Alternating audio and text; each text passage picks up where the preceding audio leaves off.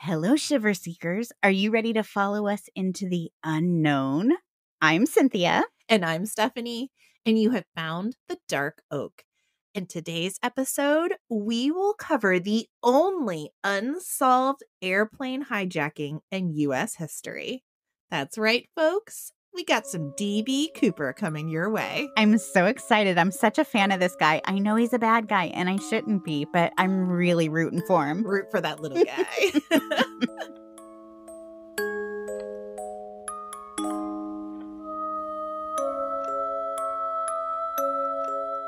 Welcome to the Dark Oak, the mystery podcast with purpose. Each month, through the Branch of Hope Fund, we give a portion of our earnings from our Patreon and our sponsors to a nonprofit organization related to the first 2 episodes of the month. The best part is, you get to help us decide where our money goes. To find out how you can be a part of the movement, head over to thedarkoak.com or stay with us until the end of the episode and we will give you all of the details. You know, I love talking about Branch of Hope, Cynthia. I don't know. It makes this whole podcast go around for me. I love the cases we talk about, but Branch of Hope always makes me feel good. Branch of Hope, I have to say, has been so rewarding. We knew it would be because that was a void for us. We wanted to give back to the communities we're talking about. Yeah. But then we've developed some of the coolest relationships with these nonprofits. Yeah, that's true. Well, Cynthia, I will tell you, this was such a wild ride for me. The case itself is pretty riveting, but what I didn't realize is what a cult-like following DB Cooper has. You're shaking your head, yes. So you knew this was a thing?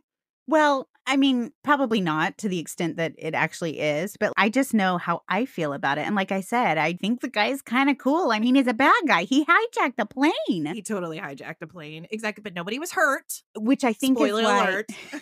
which I think is why I give him a pass. He didn't hurt anybody. He just scared some people. And trust me, I would not have wanted to be on that plane. But well, I'll tell you some more details about the actual hijacking. But DB Cooper, to say the least, has become a hero to a lot of people, just like you. And there are people out there, private investigators, regular laymen, who have kind of dedicated their lives to finding out who DB Cooper was. They even call themselves Cooperites. oh, wow. That's a whole thing. It's a whole thing. There are conventions, there are conferences, there are podcasts, there are blogs, there are vlogs, all dedicated to only talking about DB Cooper. Okay, I didn't know it went that deep. I just thought I was kind of an isolated weirdo, but maybe I should look into this. No, girl, this is fascinating. Some of this is about telling you the hijacking case just to kind of catch everyone up to speed. Some is about covering a few of the suspects. But the fact of the matter is, there is no way I could fit everything about DB Cooper into one case. So my goal here is to give you enough to be able to speak to a Cooperite intelligently. Okay. That's my goal, is to catch you up to speed enough. And I will tell you about some of the researchers and what they're doing. And I'll give you some links to other podcasts and things. So if you decide that after this you are a Cooperite, you know where to go from here. But I'm just telling you off the bat, this is not going to be a comprehensive list. I do not know who DB Cooper is. I'm just telling you what I was able to find out, and I'm kind of encapsulating it in what is truly just the tip of the iceberg. Okay, so this is a good place to start your research. Good place to start. And again, it's a fascinating case. It's going to be very fun. But, you know, normally I come to the table and I'm like, listen, I got some good theories. This one, I have no idea who DB Cooper was. And the fact of the matter is, there are thousands of people that have put in untold amount of money and manpower into it, and they still don't know who he is either. So, which is what makes him like so cool. It really is. Just like, for those of you who don't know the story, you're about to find out. I mean, what a guy. He did some pretty crazy things. Yeah. So let me go ahead. I'm going to give you the basics of what happened on the morning of November 24th, 1971. Now, it was the day before Thanksgiving, which also kind of plays into this. Day before Thanksgiving, busy travel day, right? Busy travel day, busy cooking day, too. Well, for all the moms out there, yes. Busy. You know where I go with this. Like, yep, I'm gearing up for 4 o'clock wake up call the next morning. But even now, huge travel day on the roads. And at this point in 1971, the air travel boom was really starting. Okay. Right. This was when they were really a lot of advertisements. They were trying to get people comfortable with the idea of flying. It was this luxurious, fun travel experience. And people still dressed to fly. Yes. All of that. All of that. How could you travel by road or by train? This is a Peasants. peasants. It's much more fun to fly. And really, it was just the excitement around air travel. Okay. On this day before Thanksgiving, 1971, a very average man dressed in a suit, a hat, and sunglasses walked into the airport in Portland, Oregon, and purchased a ticket for a flight on that day from Portland to Seattle. Okay, so let's talk about that a little bit. When's the last time you ever just walked into an airport and said, I'd like to buy a flight? I can say I've never done that. Never, but that was very common. Well, yeah, they didn't have the internet. Well, they didn't have the internet. That's absolutely true. How else would you buy a ticket? I wouldn't even know how else to do it. Well, you used to call in. You would call into the airline. Wouldn't know how. Well, like our parents. Okay. So the generation before us. Okay. You would call in. Okay. You would give them your credit card over the phone, and they would literally mail you physical tickets. Wow. Okay. I did not know that. Yeah, they would mail you physical tickets, or you could pick it up at the ticket counter, but they would mail you your tickets that you had to take to the airport. Okay. Is this like a triptych? Have you ever heard of a triptych? No. Okay. So this is another weird travel vintage thing. But when I was a kid in the 80s, when we would go on road trips, my dad would go somewhere, I think maybe AAA, Okay. and get something called a triptych. And I think it was like a map of wherever we were going. Maybe there was some informative information. Oh. That's all I know. I just remember always having to like go get a triptych. So if any of you listeners know what that is, maybe fill us in. What is this, like the precursor to like MapQuest? I think so, because it was like and a package. If it's through AAA, maybe they had like certain rest stops that you could go to and it had emergency numbers. Maybe it was almost like putting in like a flight plan, but for road trips. So they know where you're going, maybe. Okay. I don't know. That's interesting. I'm going to have to look into that. No, but this was just an average man walked in and did an average exchange on a busy day and said, hey, I want a ticket on your plane from Oregon to Seattle. Okay. This afternoon. So he paid for it. And again, no security, right? He just walked into the 1971. counter and then you walk onto the plane. Right. There's no security of any kind, which is also wild to me to think about how air travel has changed so much between then and now. So went in, purchased the ticket, said, I'm going to get on here this afternoon, and just walked onto the plane that afternoon. Now, the flight takes off. This man's sitting kind of towards the back of the plane, and he casually hands the stewardess, after she had given him his cocktail, and also he's smoking on the plane because of course. Of course. Remember, it's a fun flight. Why? How could you not?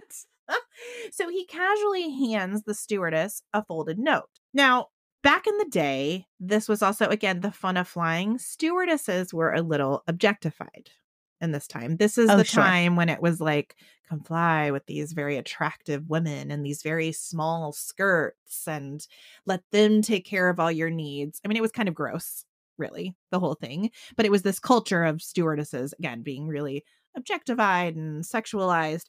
And so for a businessman to hand the stewardess a note, it was probably like the third one she had received that day, to be frank. I mean, it's like, oh, great, another pass. This note, though, came off a little different. She read the note, which communicated that this average-looking man had a briefcase with a bomb in it, and that the stewardess should go and tell the pilot that he was now demanding a ransom. He instructed the pilot to call into air control in Seattle and request $20,000 along with 4 parachutes, which were all to be waiting for them when they arrived in Seattle. Now, $20,000 doesn't seem a lot by today's standard, but at that time, I've seen different estimates, but it was somewhere between like $1 million and $1.5 million.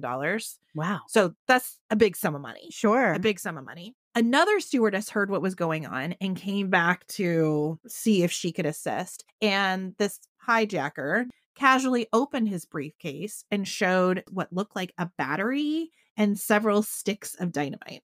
Okay, so scary. Scary. And he told her, all I have to do is hook these two little wires together and we're all going down. Now, scary. Sure. And at that time, there were actually a lot of plane jackings. Mostly they were like refugees. There were a lot that were hijacking planes to take them to Cuba. So hijackings were not uncommon at that point. Now, normally they weren't for ransoms. They were just to transport people from A to B. But the fact of the matter is the stewardesses weren't like taking any chances here. They felt like, okay, this is a real threat. And the pilot did the same thing. And actually the flight crew on this whole thing stayed tremendously calm. The pilot radioed in the demands. And then the pilot made an announcement to the cabin of unsuspecting passengers, right? Because this is just passed with a note. They have no idea what's going on, that they were having a small fuel issue. And he asked all the passengers to move to the front of the plane. So everybody said, oh, okay, now I'm not sure why they thought that would help the fuel issue, but whatever, it doesn't matter. They all just kind of moved to the front of the plane. And so the only one sitting in the back now was this hijacker and a stewardess. There was kind of this like carousel of stewardesses, but there was always one next to him because they said, I need someone to kind of be like a go-between between me and the pilots. The hijacker continued to sit calmly in the rear of the plane, sipping his cocktail, smoking his cigarettes. He never raised his voice. He never displayed any kind of anxiety or nervousness, nothing but cool, collected decisions. He even entertained the stewardesses with like chit chat and small talk. The only thing that really came out of that is he seemed to show some kind of irritation with his employer at the time, but never would elaborate. He instructed the pilot to continue to circle the Seattle airport until his demands were met. And of course, at that time, it meant everybody running around to Seattle banks to try to collect this amount of money that they could give for ransom. Right. Oh, I didn't even think of that. Yeah. So it's they're trying to You can't just like wire transfer something over. Well, right. And he had requested $20,000 in like this certain kind of like zipped up briefcase. And so, I mean, not every bank just has $1 million in cash sitting around. So they had to go to several different banks to collect all this money and get 4 parachutes. So they had to circle the airport several times. Again, passengers had no idea. Right. They just... they're are oblivious. Oh, man. Yeah. So they are oblivious. They're just smoking and drinking and enjoying their their time in the air. Hitting on the stewardesses. Right. Now, I want to stop for a minute and talk about the fact that he requested 4 parachutes. That's interesting, isn't it? It is interesting. Because if he had requested $20,000 and 1 parachute, there certainly would have been a chance that that parachute could have been tampered with. Right. Because the assumption would have been the hijacker is going to use the parachute. Right. But by saying 4 parachutes, the assumption would be he's going to take hostages. Mm-hmm. And so you don't want to tamper with the parachutes because one of the hostages could be wearing that parachute. Right. Anyway, I just thought that was really fascinating. It just goes to show that's what I like about this guy is he's so calm and cool and charming and smart. Like ridiculously smart. Because he doesn't take hostages. He does not take hostages. No, he doesn't wind up taking any hostages. But the thought was, I could, and so I need these extra parachutes. So anyway, I just thought that's very pretty brilliant. Yeah.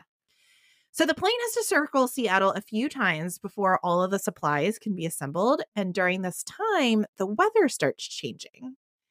And a storm is rolling in.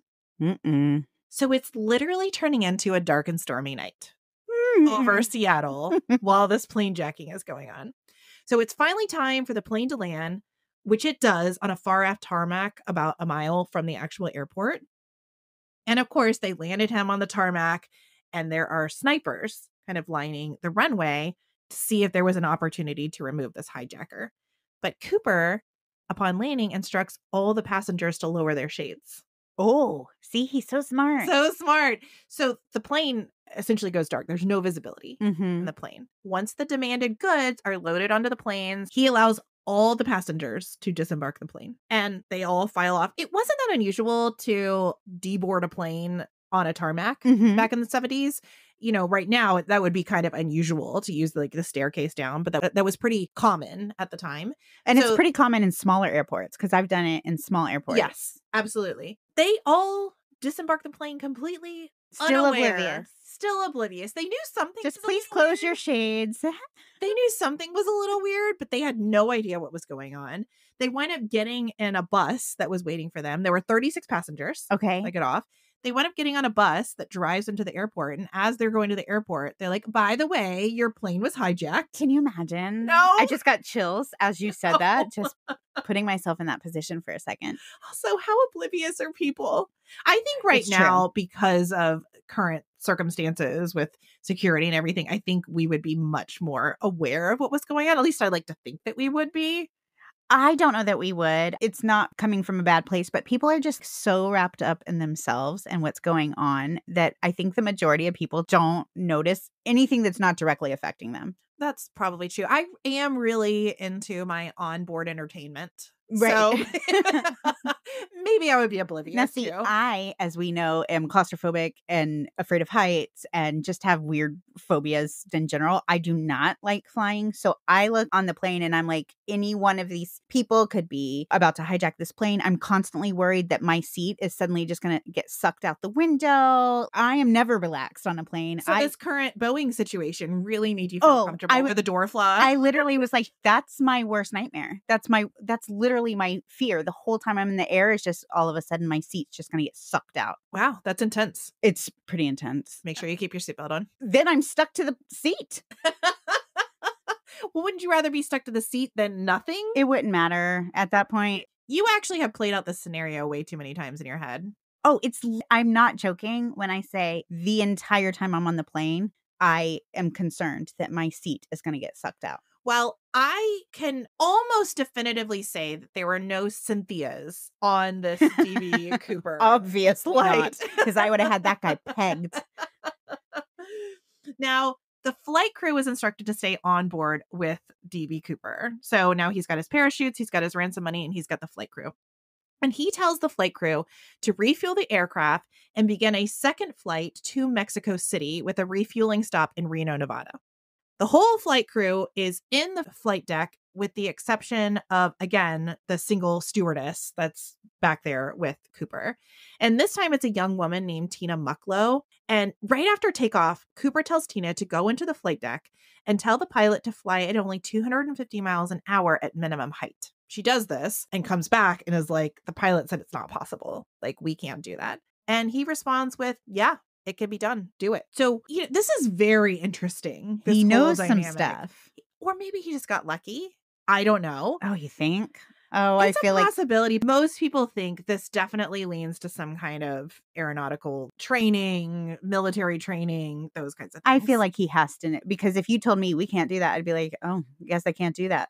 And so he tells her, tell him, do it. And when you go up there, I want you to close the flight deck door behind you and everybody stays sealed up front. So everybody's sealed inside the cabin except for himself. Exactly. With his money and his parachutes. I'll reiterate, even Tina says to this day that the skyjacker wasn't nervous and he, quote, seemed rather nice, other than he wanted certain things to be done, end quote. You're about to tell us what he does, but the fact that he tells them go into the flight deck, close the door behind you and stay there is like he's not wanting anybody to get hurt. Right. Around 8:12 p.m., about 30 minutes after taking off from Seattle, the crew felt their ears pop, indicating that the cabin pressure had changed. And after a few more moments, the captain of the plane, who had also stayed, again, incredibly calm during this ordeal, simply says, I believe our friend has taken leave of us. Ooh, I just got chills again. Yeah. And he was correct. The hijacker had opened the aircraft's aft door, deployed the staircase, removed his black clip-on tie from JCPenney, and parachuted into the stormy night over southwestern Washington. And Cooper has never been seen since. The legend of DB Cooper was created. I love it. Yeah. This is truly, again, where this folk legend of DB Cooper just spirals. People were hearing about this hijacking on Thanksgiving Day, and honestly, people were enthralled.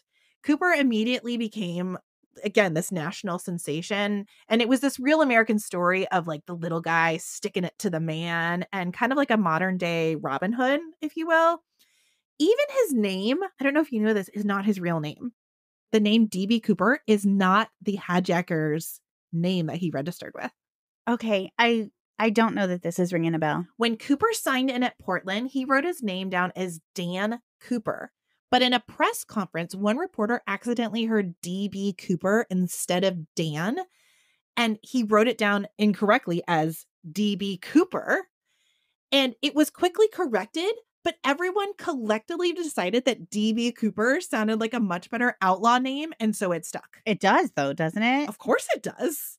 But the fact that it's not even what he registered. No. That's funny. Yeah, so he really is Dan Cooper. Now, whether that's his I would assume name, it's not it's his probably actual not, name. but He's too smart. he's too smart. But he registered as Dan Cooper, and now it's D.B. Cooper. D.B. Cooper. That's funny. Yeah. I didn't know that. Mm-hmm. Now, the FBI started to try to piece together as much as they could about this D.B. Cooper. And firstly, it was thought that Cooper must have had military experience, especially because, you know, the whole jumping out of a plane situation. You need to have a little bit of an idea of what you're doing to do that properly. Yeah. But outside of that, the FBI didn't have much to go on. And over the years, they investigated over 1,000 suspects. Wow. One of the first suspects to come out was a man named Richar Floyd McCoy. And he emerged a few months after the Cooper hijacking because Floyd also hijacked a 727. I mean, that would kind of tie both cases together. He was also an experienced parachutist who had experience in Vietnam. And to look at his picture, he does resemble the sketch of Cooper that had been released to the public. The problem was when they presented his photo to all the eyewitnesses, i.e. like the stewardesses aboard the plane, everybody said he wasn't the guy. Then I don't think that's the guy. Probably not the guy. Or what if this guy was just so charming?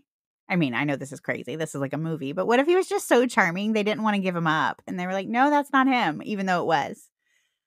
Well, I think that's a little bit more fairy tale-ish, but I suppose it's possible. Again, he did threaten their lives, though, to be fair. He threatened to blow them out of the sky. Okay. All right. Does that hold any weight? I mean, yeah, I think I would have had to have been there. I feel like you have a crush on D.B. Cooper. I might have now. a little crush on he's just like a little bit of a bad boy, but yet not. He's not mean. He's not. I like a bad boy. What can I say? I like a good bad boy. A good bad boy. There we go. Now, a handful of other likely candidates also came under scrutiny. Some of them were Boeing employees. Some of them were career criminals. Some of them were even leading like double lives. And there were a few other just crazy characters because you've got to be you've got to be up to some pretty big antics to pull off what he just pulled off. Oh, you have to be a little nuts. Had to be a slightly nuts. Exactly. So they were kind of looking for somebody like a criminal that really kind of thought outside the box. But unfortunately, everybody wound up being ruled out. There was always some issue. Like they couldn't find real evidence to link them to the case, or they didn't have any parachute experience, or they didn't have any experience with airplanes, or just other circumstances like different, eyewitness testimonies and things like that. So nothing really stuck. Over the decades, though, several private cold case teams have come to the forefront with their own compelling opinions on the case, and they've brought out in the forefront some prime suspects. So I'm going to go over a few of them. Again, this is not a comprehensive list, but these are the ones that you'll probably have heard of that were definitely looked into. One of these teams was led by a man named Tom Colbert. He is a private detective that works on cold cases. And he gets hired by a lot of kind of like the National Geographic teams to look into a lot of these cold cases. He doesn't just work on D.B. Cooper, but I will tell you, D.B. Cooper is the one that I know keeps him up at night because it's like the holy grail of cold cases. Sure. Yeah.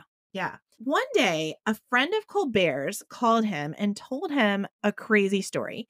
He said he had met a man that claimed to know the true identity of D.B. Cooper. This informant that his Colbert's friend knew was named Ron Carlson.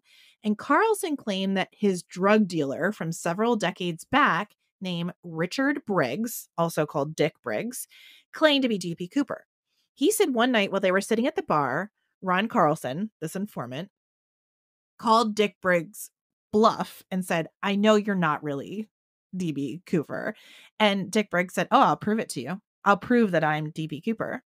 So they were at this like restaurant bar, and there was this couple sitting with their young son over at one of the tables. And he pointed over to that couple, and they're just a regular old, just a family. And he said, those people over there are going to find some of my money, meaning Cooper's money. And of course, this Ron Carlson's like, okay, man, whatever. 3 days later, on February 10th, 1980, that couple was digging along the Columbia River shoreline. They were setting up camp, and their son was just out playing along the shoreline, found $6,000 of the $20,000 given to Cooper buried on the riverbank. Okay. Play this out for me. So did he know where they were staying, and he decided he's going to go hide the money where they would find it? No idea. No idea. No one knows. And also, because again, this happened by the time this information even came out, decades had passed. Right. Right. But this Ron Carlson was left being like, well, he's got to be DB Cooper. DB Cooper. Right. Well, and my other thought is $6,000 is a good percentage of the $20,000. Like, I completely agree. Why would you give that up to just prove that you're DB Cooper? Right. Couldn't it just be like 100? But it was definitely the money given to DB Cooper because the serial numbers matched. And the fact that he said this couple is going to find my money, there's no way of knowing that these people. But even if, I guess what's kind of tripping me up is even if he was DB Cooper, still pretty hefty to be like, they are going to find my money. The whole thing is bizarre. It was televised. It was this family that found the money, and everybody that knew the family didn't feel like they had any connection to DB Cooper. Okay. So it wasn't like they were in on it or anything. The dad was DB Cooper. No, nobody felt that. Okay. Everybody felt like they were just like good old boy family that happened to be down there that like found some of this money. And the money, some of it was degraded because it had been in the water and stuff. So anyway, it was pretty compelling though. So this Ron Carlson kind of left that going, okay, he's DB Cooper for sure. I mean, yeah. Yeah. So he mentioned it to this friend of Colbert, who then mentioned it to Colbert. And of course, Colbert's like, I've got to talk to this guy. Like, he probably knows it. So this Ron Carlson, he actually had several lie detector tests, like everything passed. Like he truly felt like this is DB Cooper. So Colbert said, well, let me look more into this Dick Briggs. Maybe he really is DB Cooper. That's pretty compelling. So he starts looking into him. Unfortunately, after spending almost a year on the case, though, he found that Dick Briggs had no military training, had no parachute training. And really, to look at Dick Briggs, he's a very tall, bulky, muscular, like large presence. And everything that we know about the DB Cooper that was on the plane, he's a very tall, slender, lanky, slight man. Okay. So, and Ron Carlson had seen these photos of, these renderings, I guess you will, of DB Cooper. But again, his confirmation was he believed so much in this whole finding of the money thing that he kind of looked past the physical descriptions and was like, well, how could it not be him though? But anyway, after all this, Colbert kind of said, it's not him. It can't be him. Wow. Okay. But again, how did he get the money? Right? How did he get the money? How did the money... That whole thing, I just have questions. I just have questions about how that all went down. I need more information about how that all went down. Well, so Colbert didn't give up, though. And I kind of love him. And also, he's basically obsessed with DB Cooper. And so we get the benefit of that. Sure, yeah. I feel bad for his family, but we get the benefit of it. Unfortunately, there was no chance to interview Briggs himself, as he died on September 12th, 1980 at the age of 41 from a single car accident. Oh. Now, most of his friends and family believe this was probably homicide. It is a little strange. It was a single car accident in the middle of nowhere. Okay. Supposedly nobody was there. But whatever it is. Potentially homicide? Potentially. Okay. Yeah. Okay. His friends and family thinks that it was. Now, he was a pretty live large kind of dude. He was the guy that would go out and do party tricks. There's actually this story of him going to this house party, and he was this big presence of a dude, like this huge bodybuilder dude, and he's a little unhinged a little bit. And there's a story of him being poured a cocktail and he drank his swig. I think it was whiskey in the story, but he drank his swig of whiskey and then proceeded to bite into the glass and start chewing the glass that the cocktail came in. So he's that kind of dude. So potentially crazy enough to jump out of a plane. Yes, that's kind of what everybody thought is like. With no parachute training. Yeah, he was like always the center of attention, always doing like hat trick, party tricks, you know, kind of thing. And so anyway, he was the personality that could pull it off. Right. And here's what's interesting, except you've already debunked my theory here, but Dan Briggs, DB. But since DB... Oh, Dick Briggs. Yeah. Or Dick Briggs, yeah. Since DB wasn't no actually the name he registered under, that doesn't fit. But interesting. Colbert, again, was like, okay, this can't be a total dead end, because the fact of the matter is this guy did at least know where some of that DB Cooper money So maybe was. some connection. Exactly. So he said, what if he had a partner? Okay. What if he wasn't the guy that actually jumped out of the plane, but maybe he helped arrange some of it? Like maybe he was in like a getaway vehicle or something. Who knows? Which does make sense, because didn't he like parachute over like woods, forest, or... Yeah. Yeah. So, in like the middle of nowhere. Right. Which doesn't make a lot of sense either. Right. And there's some speculation about that too, like where he actually jumped out, because there were some things that could have possibly delayed his exit from the plane. Okay. For one, there's this idea that the money was supposed to be delivered in a zipped satchel. However, it was delivered in a bag, but it wasn't sealed at the top. And so he had to figure out how to like seal the money in, because all that money would have just flown out. Right. So it took him longer to prepare this bundle to jump out with. And then at one point, it was reported that he was having some trouble getting the aft stairs to go down. So there is some speculation that because of these additional setbacks, he possibly jumped out of the plane later than he thought. Okay. Which is why he wound up in these woods. Or maybe he jumped out exactly where he wanted to. We don't really know. Right. Right. Yeah. We do know we've never found any parachutes like hung up in trees. We've never found anything that indicates he landed. Okay. Or right. We do not know if he even survived. Now, we know $6,000 of that money was found on a bank. Right. But in the area? It was not in the area where he would have jumped out of the plane. Okay. And here's the deal. Say this Dick Briggs had found a bag of money. He wouldn't have known it was DB Cooper's unless, well, I guess, I mean, if I found a bag of money over the woods where I know DB Cooper jumped out, then maybe I might be able to assume it was maybe. But like, that's kind of so many question marks, right? Yeah, we're kind of digressing a bit. We're reaching.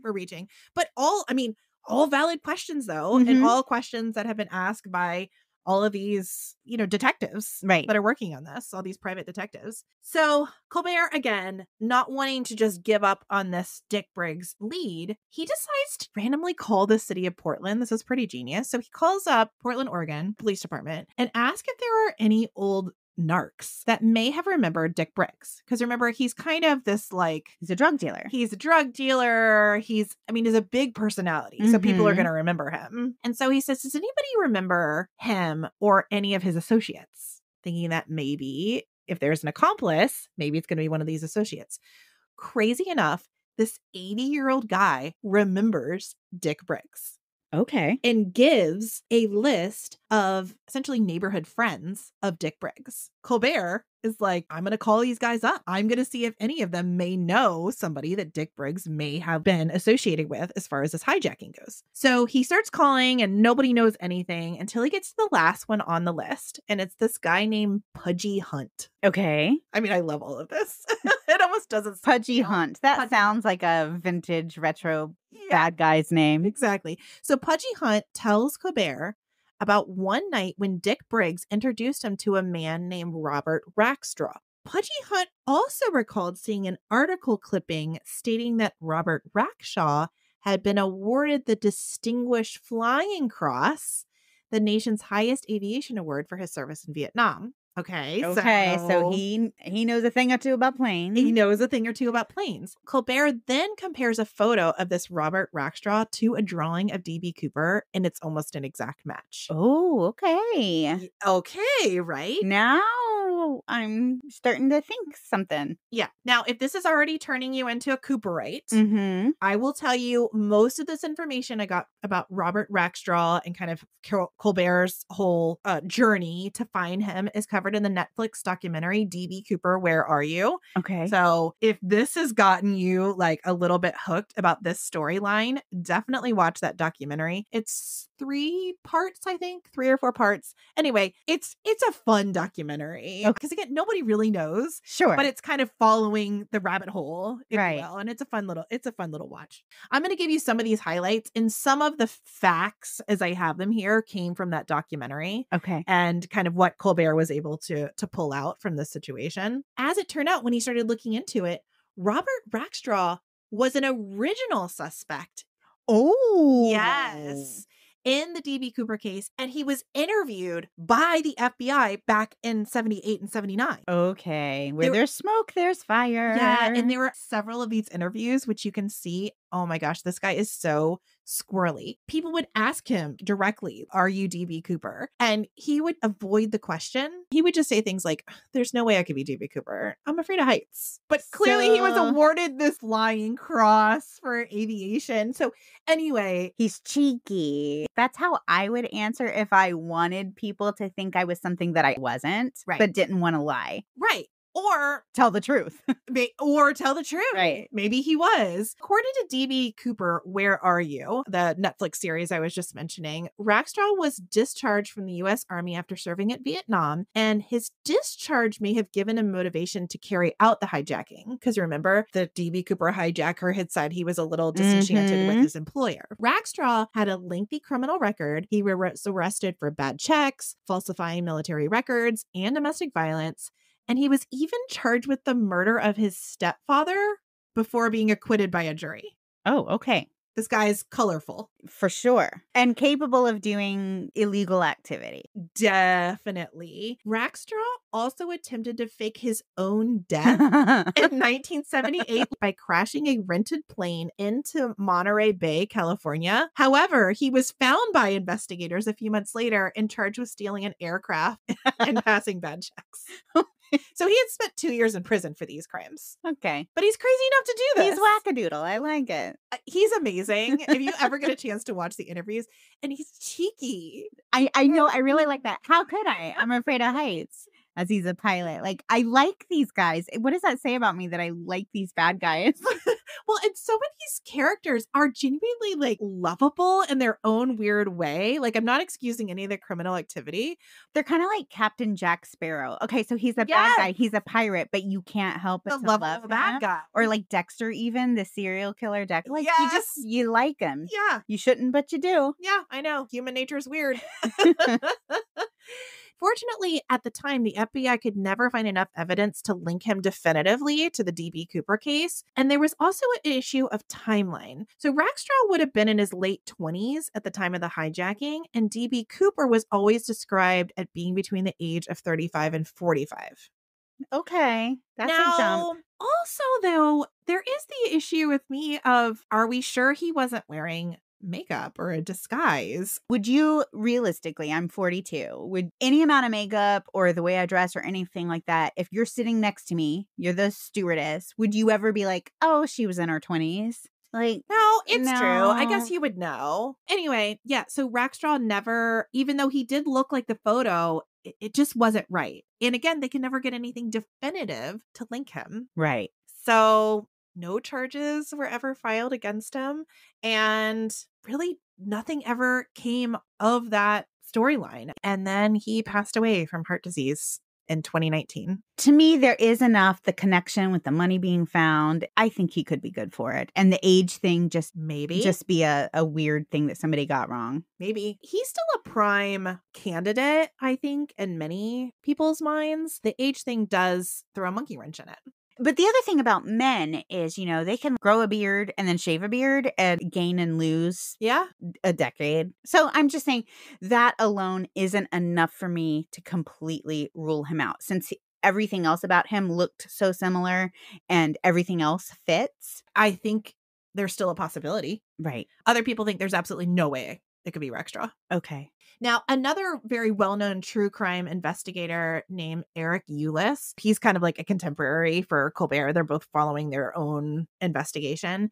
And he believed for years that a man named Sheridan Peters was D.B. Cooper. And his exploration of Sheridan Peters was captured in the TV show History's Greatest Mysteries on the History Channel. Okay. So you can kind of follow his whole investigation into why he thinks it's Sheridan and, you know, Sheridan's investigation. And Petersen as well was a suspect back in 1971. These are to me, that's always pretty compelling, is when the evidence points back to someone who was already looked at. Exactly. Like, this is weird. Actually, it keeps coming back around. Now, the FBI never directly interviewed him, to be fair. He was always kind of a person of interest, a suspect. But other independent investigators had talked to him, and he was also always coy about whether he was D.B. Cooper or not. As a matter of fact, he wrote in 2007 in an issue of Smoke Jumper, which is a parachuting magazine, he said, quote, "Actually, the FBI had good reason to suspect me. Friends and associates agreed that I was, without a doubt, D.B. Cooper. There were too many circumstances involved for it to be a coincidence." Now, these circumstances that he's referring to, he explained the circumstances by which he could have been Cooper, which I think this is all so fun. But he said, "At the time of the heist, I was 44 years old, and that was the approximate age Cooper was assumed to have been. And I closely resembled sketches of the hijacker. But what was more incriminating was the photo of me simulating a skyjumping maneuver for Boeing's news sheet. I was wearing a suit and tie, the same sort of garb Cooper had worn, right down to the Oxford loafers. It was noted that skydivers don't ordinarily dress so formally." Okay. Now, again, the FBI never formally detained him or arrested him in affiliation with the case, but they did finally break down and interview him in 2004. Okay. It took them until 2004 when enough independent investigators said, "You should actually look into this guy." Right. Who's kind of like, "Hey, you should look into me." Right. So they finally wound up looking into him, but really didn't make any moves on it. And Ulis, the private investigator, believed that Petersen's experience in Southeast Asia during the Vietnam War may have, quote, radicalized him, giving him motive and prompting him to undertake the skyjacking. So this would have been, you know, he's disenchanted with, you know, his employers kind of thing. In 2017, though, Ulis on his own abandoned the Petersen theory, the whole Sheridan Peterson theory, after he couldn't find one person who ever saw Petersen smoke. Oh, interesting. Because okay. D.B. Cooper was definitely a smoker. And maybe you could even say, okay, a smoker in time of stress, but nobody ever saw Sheridan Peterson smoke. So this investigator, even after putting years and years of effort into this, was finally like, yeah, I don't think it's him. Because he didn't smoke. Now, would that be enough for you to write somebody off? Just the fact that they... Probably not, but what I do appreciate about Ulis and his investigation is that he wasn't so hooked on his suspect that he was willing to overlook probably important details like that. I don't know. I don't think I would plan to smoke if I wasn't a smoker. Right. Yeah, I just don't think I would add in smoking as a decoy. Right. No, me neither. He looked like a very natural smoker. Right. That's interesting. And I do also appreciate that he wasn't so one-tracked that he couldn't see other possibilities. Some of the problems with some of these private investigators is they get so hooked on this is the guy and they want it to be the guy. Sure. You kind of force it to be the guy then at some point. When it's not. So many times just in hearing true crime stories, I've been like, this is it. This is him. This is him. And then they drop a bomb that means it absolutely couldn't be that person. And I've thought to myself, well, if I was the person in charge of this investigation, I would have a really hard time letting that go. Walking away. After you've put so much time and energy. Exactly. You have to. It's not the person. Yeah. I like that he was able to say, okay, not the guy. But he didn't stop with that. He redirected himself and went back to the case, back to detective work, also tenacious, which I really love. So went back to the detective work, and just like Colbert, as a result of this, he wound up coming up with a new lead. He went back and looked at the only piece of evidence that was on the plane, which was the black tie. Oh, okay. Remember? There was the tie. Now, From it J.C. doesn't Penney. the black clip-on tie from JCPenney. In 2017, he was able to get some scientific examination of that tie, and the lab analysis found a variety of metals on the tie. Most notably, a unique and rare titanium alloy that Ulysses researchers indicate was produced only in one company called Crucible Steel. It was formerly known as Rim Crew Titanium. Okay. So he's thinking, okay, this tie has to be matched back to someone at this plant.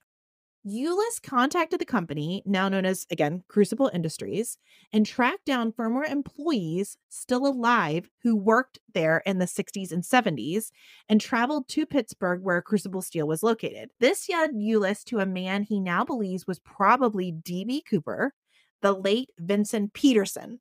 Now, of course, the same last name as his previous suspect, but spelled differently. Okay. And he says, I am satisfied that D.B. Cooper came from this company. Ulysses dug into Vincent Peterson's life and work, finding what could be connections to the hijacking. Ulysses tried to find if Vince Petersen was in the original FBI case files, but what has been released so far, he was not one of the original suspects. Okay. Which, interestingly, several of these other men were. Okay. So he would be kind of a new suspect, which is also interesting to me that there are like new suspects that are coming out.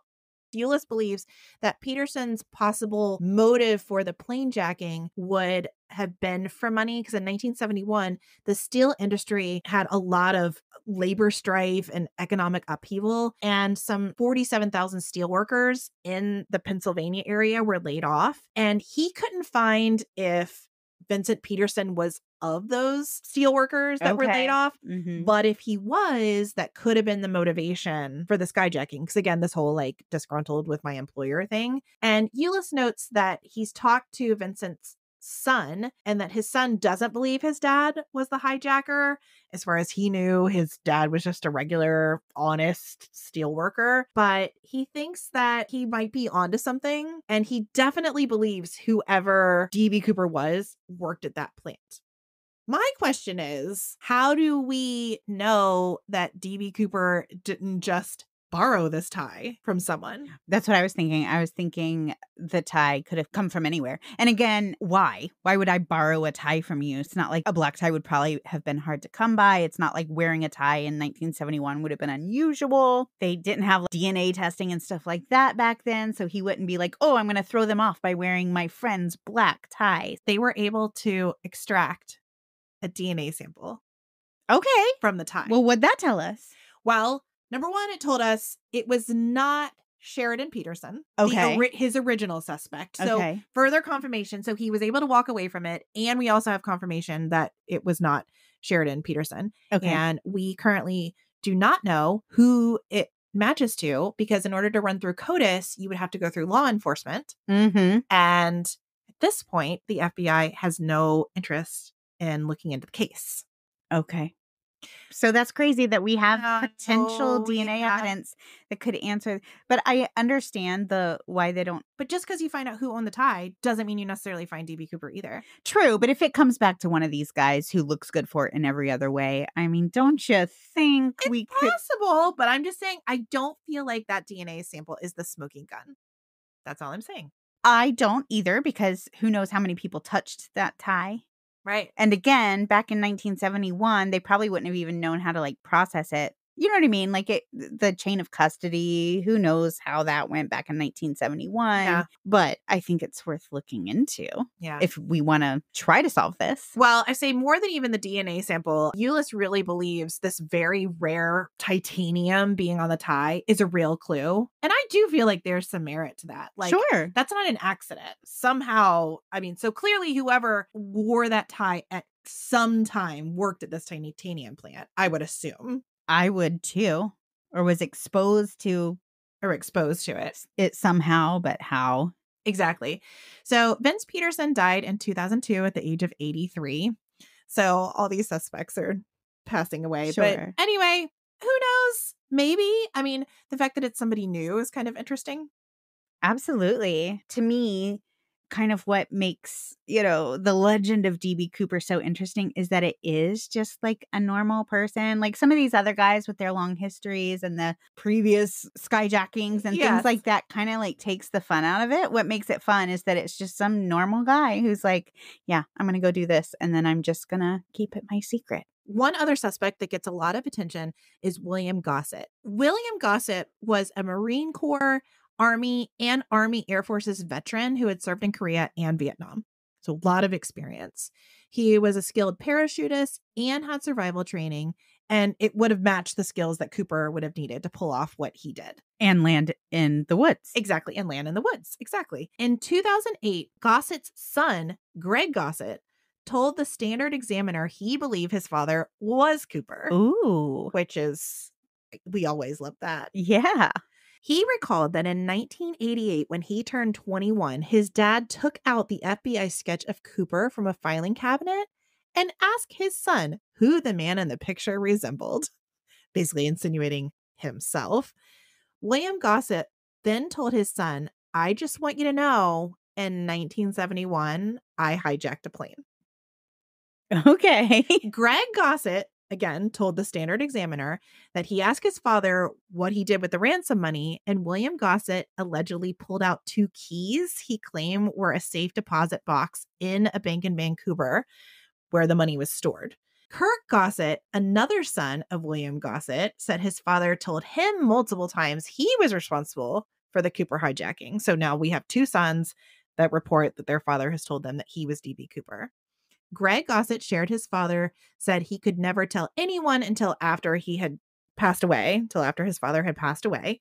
And when he passed away in 2003, both of the sons came forward and said, hey, we think our father was DB Cooper. Ultimately, the FBI did not have any evidence to implicate Gossett, and there has been no way to place him in the Pacific Northwest at the time of the hijacking.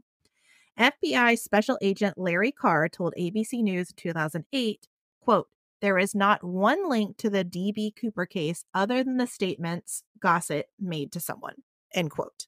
Well, there should be keys to a safety deposit box with the money inside. Right. As far as I know, those keys were never found. Which, if you were DB Cooper and you were admitting it to your adult sons and saying you cannot tell anybody until after I pass, wouldn't you leave them to be found after your death? Well, this is what I think the allure of this case is so many people want to be DB Cooper. Right. They want to be the cool guy. Right. And there have been so many people investigated because of deathbed confessions. Okay. So again, without the evidence, this may just be another one. There were no less than 4 suspects that I read about that were investigated solely because as they were passing away, they said, I'm Dan Cooper. Okay. I mean, wild. Right. It's really wild. Again, it's this this Jack Sparrow, right, situation. I don't know. There's got to be some more scientific term for that. But where it's this charming bad guy. Which we all, maybe not all, but a lot of us all kind of just want to be. Just a little bit of a rule breaker, but still a good guy. I don't know. Yeah. Because otherwise we're plain normal people. We all love mystery. Right. That's why everyone loves this podcast. Right. But really, to this day, the hunt for the real DB Cooper still persists. In 2016, a successful Freedom of Information suit entitled the public to 20,000 pages of the DB Cooper case. And so the FBI has been releasing a few redacted files every month in chronological order, which is offering this kind of slow drip of information about the DB Cooper case and his legendary heist into the world of Cooperites, who are just salivating every time they get more information, right? And the skyjacker known as DB Cooper has really just become, again, this folk hero. The late FBI agent Ralph Himmelsbach, who led the Bureau's investigation for a decade, believed Cooper most likely died somewhere in the Northeast woods. But I don't know. That's not much fun. I mean, because there always is a chance. We're literally going on the fact that he survived. Maybe he didn't even survive the fall. Right. And that's kind of the FBI's take on it at this point. They're no longer spending any time because they believe he perished, or at least that's where they'd like it like to leave it. Mm-hmm. I think the fact that no one was hurt or killed. Because at first I was a little annoyed. I'm like, how could they close the case? But really it makes sense because they're spending so much time and money working on a case when there are really other, probably more important cases, if you will. A case that really in the scheme of things doesn't matter. It really is. It's inconsequential in a lot of ways. Right. It doesn't. It's just curiosity at this point. Right. I mean, in a perfect world, would we solve every unsolved case? Of course. But given time and resources and the fact that nobody got hurt, it's a pretty inconsequential amount of money even at this point. At this point, exactly. At the time. Right. It was a lot. But these banks have already absorbed that loss. Whatever was going to happen has happened. Right. Well, and the money is probably degraded, destroyed. Well, right. If it landed in a river. But here we are talking about this 50 years later, and really social media has pushed this along big time. The slow leak of information from the FBI has pushed this along. And a lot of amateur and professional sleuths, they really love to follow these leads, and everybody wants to be the guy to solve it. Because think about it.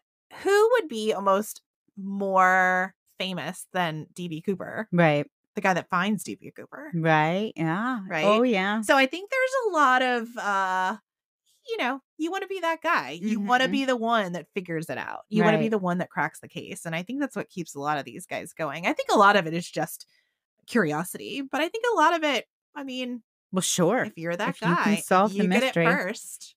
Yeah. You kind of get that title, if you will.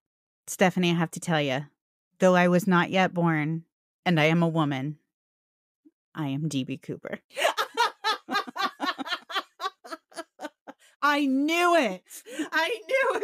As I said in the beginning of the case, my list of suspects is not anywhere near exhaustive, and new names are always being added and taken off the list.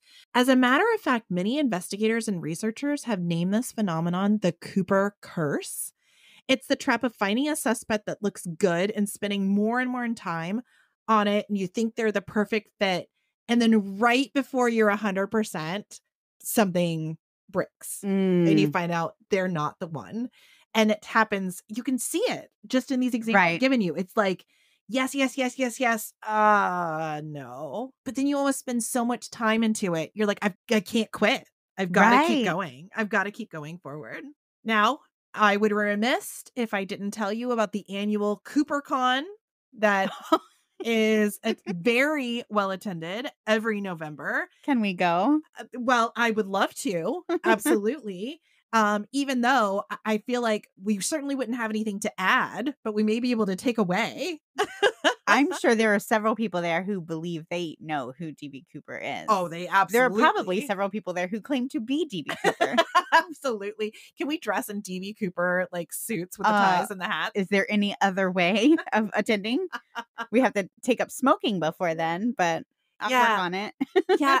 Another one, I'm always about supporting other creators and their craft. And there's a podcast called The Cooper Vortex. Oh. And it's this gentleman, he's been doing it for years now, and he has different investigators come, or different eyewitnesses, or somebody who thinks they saw something, and he lets them tell their theory. And that's fun. He has over 100 episodes of just people coming and talking about D.B. Cooper. Wow. That's how far this goes. The first episode I listened to, literally his first episode, it was like 2.5 hours of just this one guy talking about his theory about who D.B. Cooper is and why he thinks it. Wow, that's really interesting. Darren Schaefer is the host name of this Cooper Vortex, and he did a special cameo appearance in the Netflix series, the D.B. Cooper, Where Are You? That because he is an expert. Yeah, and what's amazing with him, so I told you he's done these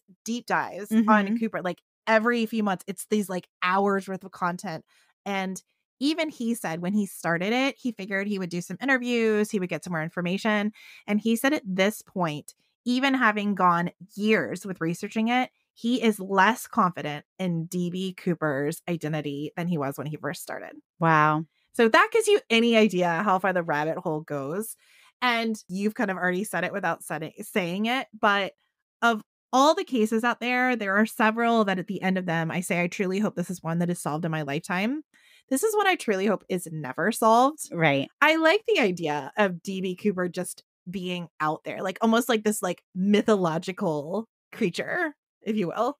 It reminds me of, I just watched The Princess Bride with my kids, and we're talking about the Dread Pirate Roberts and how he's a personality. It's not about him being a person. It's just this personality that lives on and on and on and on. And it doesn't matter who it actually is. It's more the character of this person. Yeah. It kind of reminds me of that. So I kind of feel like that too. I mean, at this point, as far as the FBI is concerned, the case is officially closed. There's no plan to move forward with any official investigation. So these kind of private investigators that are really being, I mean, they're getting some big money, to be fair. I mean, there's a lot of, the History Channel and, Netflix and Prime has some. I mean, so there's definitely some money backing, and people are putting, of course, their own money into it and stuff. So there's definitely research going on, but nothing official. So who knows? I mean, I really do hope the fight, the search continues. I mean, what would happen to Cooper Con if he was actually found? Right. It would just, what a bummer. And at this point, there are so many theories. I think it would be hard for what I know about the Cooperites. I think it would be very hard for all of them to come together and say, yeah, we agree. Like, this is the guy. Well, especially if beyond a shadow of a doubt, you've decided it's this person and then it's not that person. Yeah. It's very hard to let that go, I think. Right. But then I guess you could start a whole new movement of disproving what has been decided. And, I think there are so many legs and tentacles, and it's really fascinating. Mm-hmm. I love that things like this exist. Yeah, it's fun. Yeah. Well, thanks, Stephanie, for that really super fun mystery of DB Cooper. I just love it. Mystery of DB Cooper. Yeah. I love it. Another thing I love is our Branch of Hope report. Yes. I do think that February might be one of my favorites. We have the National Trust for Historic Preservation that we covered in our 16th Street bombing episode. And we have the Jennifer Kessie Criminal Justice Endowed Scholarship. Oh my gosh, it is such a wonderful scholarship, but I do think they need a shorter name, which we covered, of course, in the Jennifer Kessie case and our second week in February. And if either of those nonprofits speak to you, please head to our Twitter page, our Facebook page, and let us know where you would like our money to go. Again, you are under no obligation to give any additional funds. This is just letting us know which portion of our profits from our Patreon and sponsors need to go. So reach out, get involved, let us know what you'd like us to do. Absolutely. And if you loved this episode, which I know you did, you love us, which I know you do, or you love the Branch of Hope, please like and subscribe and tell someone. You can also join our Patreon. Please join our Patreon. We're having so much fun over there. And you can do that by going to Patreon. That's Patreon.com and looking up the Dark Oak. You'll see several different categories that you can join. Send us an email at thedarkoakpodcast@gmail.com. We are open to your questions, comments, or anything else you would like to share. And for other ways to connect, hop over to thedarkoak.com. And be sure to follow us to our next episode where we cover the mysterious death of Oog de Plaza. Oog. I am going to be telling you about Oog de la Plaza. And let me tell you, we have a dead body behind a locked door. There's no sign of an assailant, yet no murder weapon near the body. It's a complete mystery as to what happened. You've got to check it out. Next week, kiddos. See you there, Shiver Seekers. You guys rock.